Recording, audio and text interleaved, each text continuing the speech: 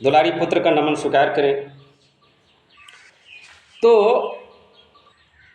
राष्ट्रमाता, बिहार के अंदर में जैसे ही मेरा एंट्री हुआ तो थोड़ा बिहार सरकार जल्दी में थे सर्वे कराने के लिए।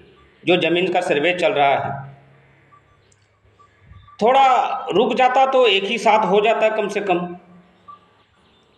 क्योंकि जनता को भी परेशानी है और परेशानी से बचा जा सके, ये दोनों ऐड हो जाता एक में, ज़मीन का सर्वे और जो स्टेटमेंट मैंने जारी किया वीडियोज के द्वारा, वो और एक साथ हो जाता।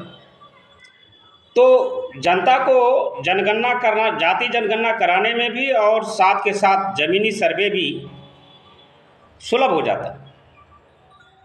कुछ उनमें भी कुछ नियमावली जाति जनगणना के तहत बाकी है, जिसमें मैं 2 या 3 दिन स्टेटमेंट में जारी कर दूंगा।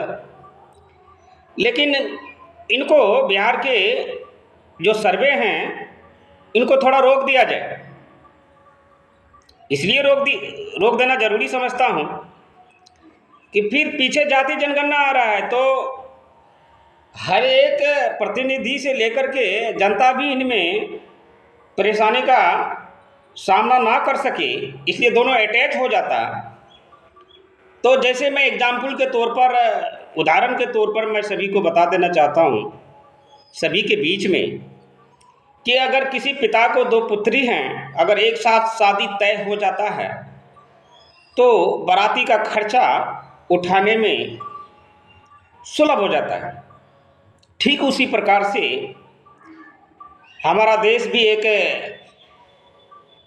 ऊपर बैठे छोर पर एक आखिरी व्यक्ति होता है जो ये खुद निर्णय कर पाता है कि ऐसा होना चाहिए।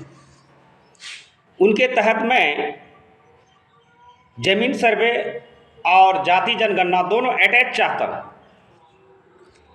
अगर वंशावली के 4 या 5 पन्ने हैं तो 4-5 पन्ने इनका रहेंगे और फिर उसमें नियमावली रहेंगे। तो एक साथ कराने में अगर करवा देते हैं तो ये ऐतिहासिक रूप से बहुत ही शांतिपूर्ण और सुलभ तरीके का एक आगाज़ है। तो मैं जो स्टेटमेंट आपके शरण में डाल रहा हूँ, ये सोचने का विषय है। दोनों को एक साथ करने का आदेश दिया जाए ताकि एक साथ ही करवाया जा सके। इन्हीं चंद शब्दों के साथ मैं अपने मुख को विराम देता हूँ। जय भीम, जय भारत, जय रविदास, नमो बुद्धाय।